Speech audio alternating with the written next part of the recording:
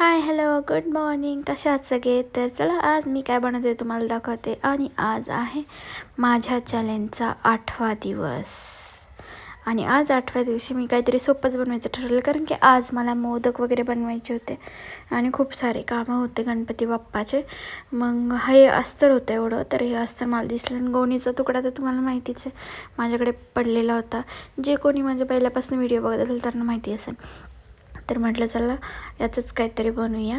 तर मग हे असे 2 अस्तर कापून घेतले. आणि एक आमच्या शेजारच्या ताई आहे, त्यांनी मला सांगितलं गोणी वापरली तर दोघी साईडने अस्तर लाव, म्हणून मी आता दोघी साईडने अस्तर लावले.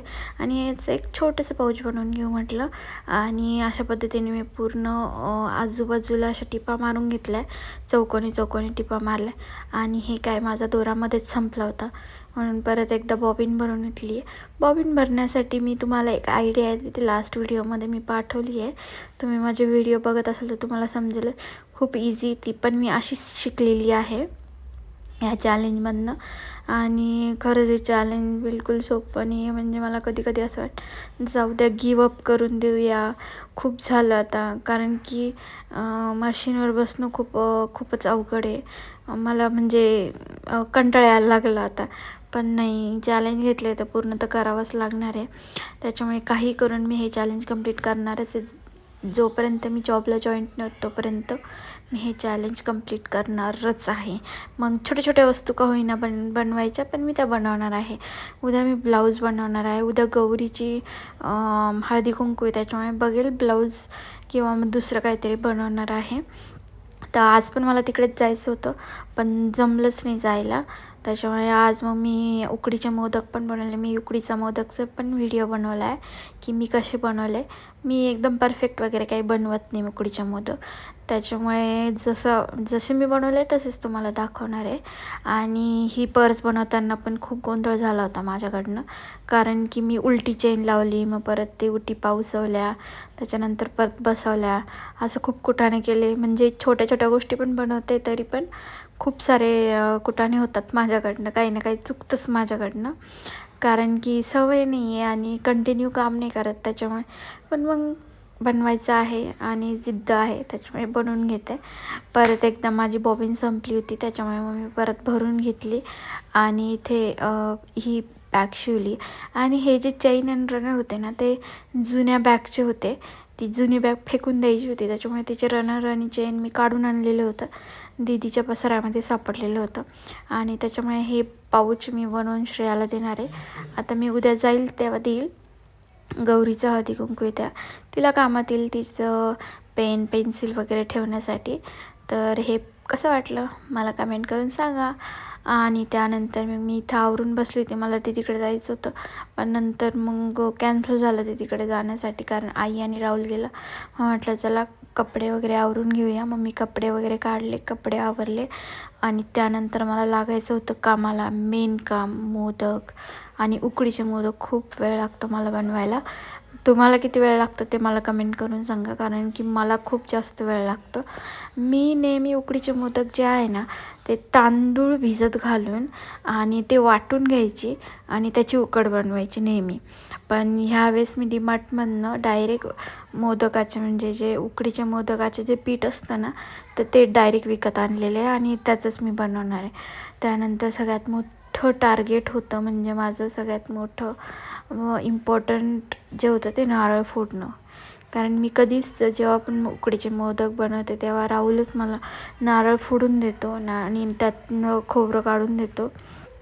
पण एनर्जी पाहिजे होती म्हणून इथं मी चॉकलेट पण खाल्लेले आणि नारळ मी फोडले. पण मला आज वेळच लागणे, कारण मी काय केलं, हे जे नारळ होतं ना त्याला कंटिन्यू असं ठोकून घेतलं.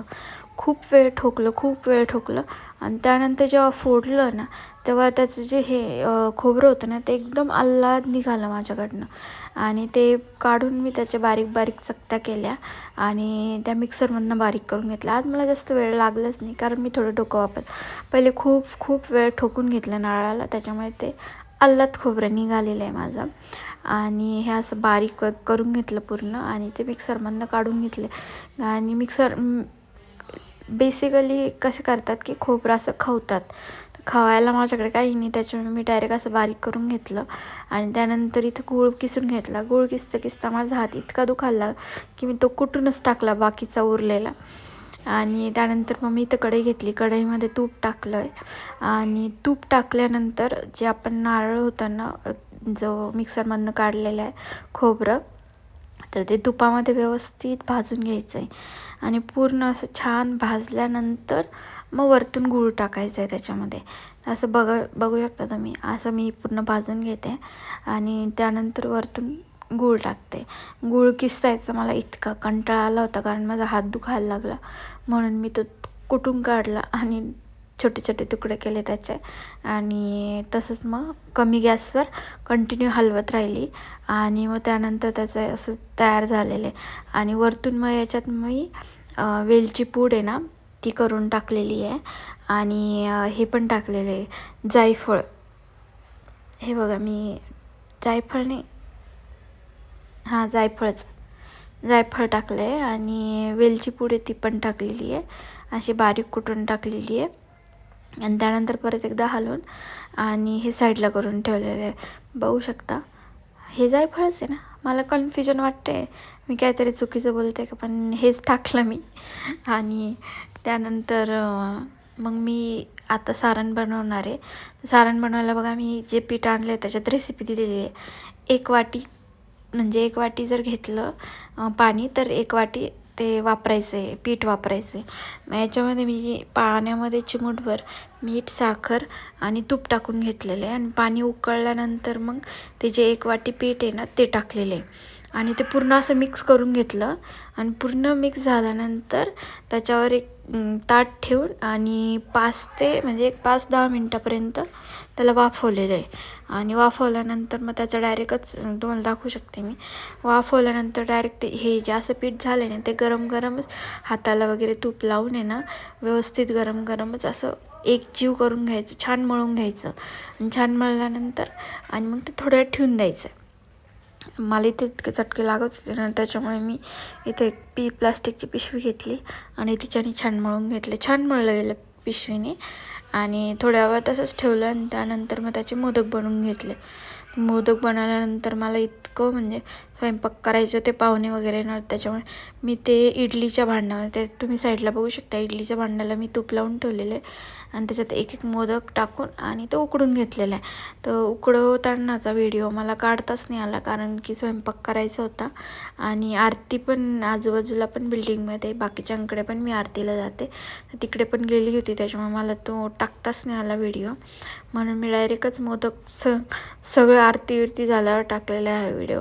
तर व्हिडिओ शेवटपर्यंत बघितल्याबद्दल धन्यवाद. आणि कमेंट करा कसा